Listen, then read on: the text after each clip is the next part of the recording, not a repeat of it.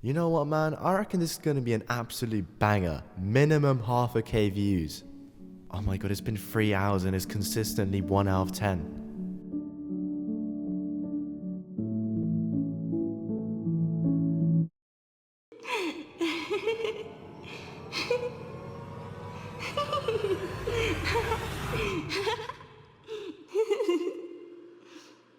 Hello everyone and welcome back to another video. Ladies and gentlemen, views are down, subscribers are down, and this is probably the final video I'll be making on Five Nights at Freddy's fan games.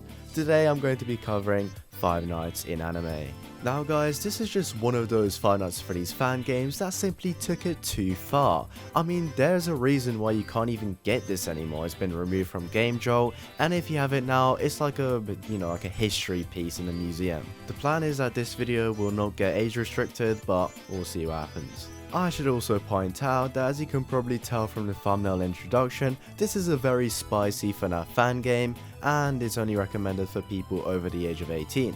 Now that we have that out of the way, I should probably also mention that the gameplay you're currently watching is some archival footage from back in the day when this game came out, almost a decade ago.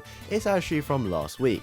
I saw that on YouTube there were absolutely no videos on this game, the second one, or the Sister Location remake, and on Gamejolt and all other publishing websites it was completely gone. And yeah, at this point I knew I had a very special opportunity in front of me, so I went to go whip out my old laptop I haven't used in ages, and behold, I found it.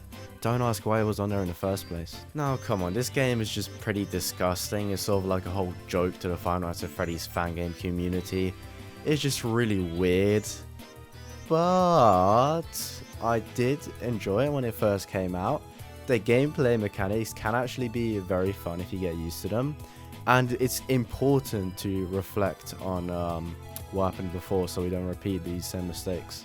And in retrospect, it's actually quite interesting how this semi-Rule 34 weird-ass anime softcore corn video game actually got so popular in the community in the first place. To be completely honest and real with the gang right now, I do sort of have my final exams right now, and I should be revising. And I'm actually putting my grade at detriment by making this video, but I don't even know anymore. But nevertheless, to brighten up the mood, let me tell you a funny story of the first time I played this game. But it's quite embarrassing, so you have to promise to not tell anyone. So, back in 2016-2017, when this first came out, I was obviously quite young, and I was over at my nan's house at the time.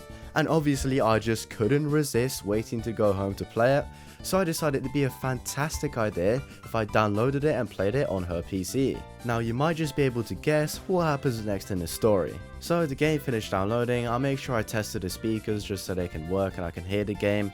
I'm really not sure if back in the day I fully knew what I was getting myself into. Like, I don't know if I knew the type of game this was. But anyway, I double click on that .exe and away we go.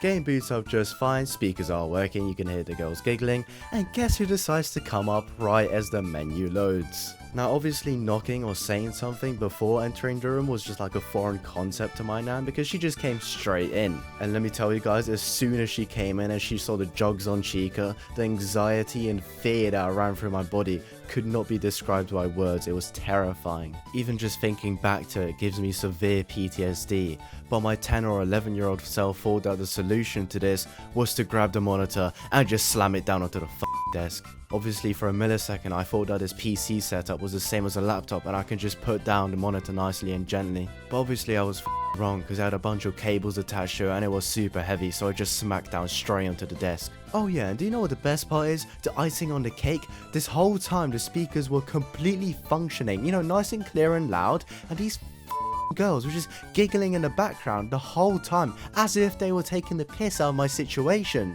Now obviously my nan wasn't a very happy woman in this moment of time, and I don't know what she was more angry at, either the fact that she thought she caught me watching some sort of like furry corn, or that I almost broke her like PC setup. Now you best believe that I got the arse whooping of my life from her. And my mum as well, because my mum was downstairs while this was happening. So yeah guys, moral of the story, don't play Five Nights in Anime at your nan's house, or anyone's house for that matter. But yeah, it's time to calm down and take a deep breath. All my experiences with the game after this point was a lot better. Now let's talk about the context and actual gameplay of the game. So, not long after the original FNaF games, it was released on the 14th of April 2015 by Mairusu Paua. I think that's how you say it, I'm not quite sure. Soon after spawned somewhat of a fan base, a sequel, and a sister location version of the game. Mairusu, the creator, is a British YouTuber who has since decided to take another path by taking all these down, and he now does mostly reaction videos. Now, as I've said before, I have the first game on my laptop,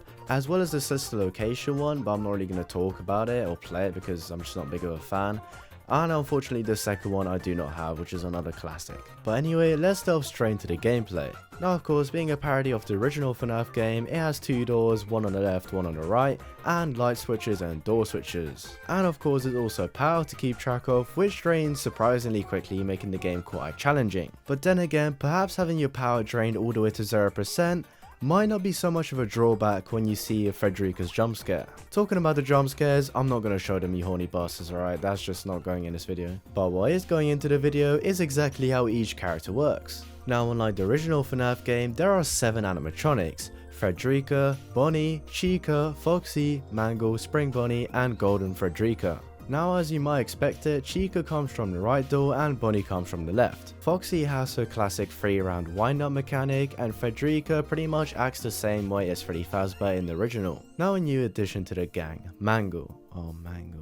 She's situated on the right hand side of the map in her own little pirate cove area, and she also has a 3-phase mechanic. But unlike Foxy, she's quite shy, so it's harder to see exactly which phase she's at, and when she ends up going to the door right beside you, she's also more difficult to spot than Chica, for example. It's also important to note that both Mangle and Foxy can reset their 3-phase wind up at any given time, disrupting the gameplay rhythm and adding some difficulty. In the later nights, Golden Frederica and Spring Bonnie are active.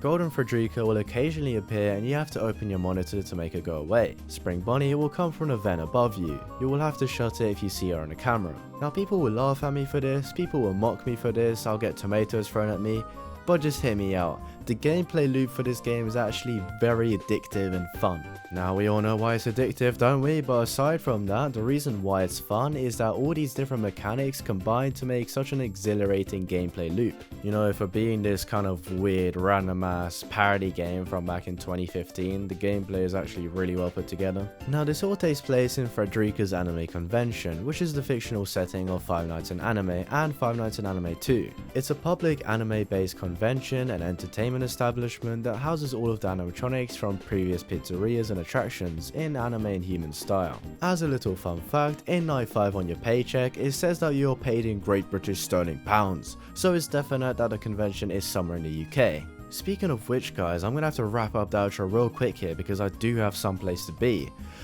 If you guys enjoyed this video, make sure to leave a like, subscribe, and I'll see you guys in a future video. Goodbye.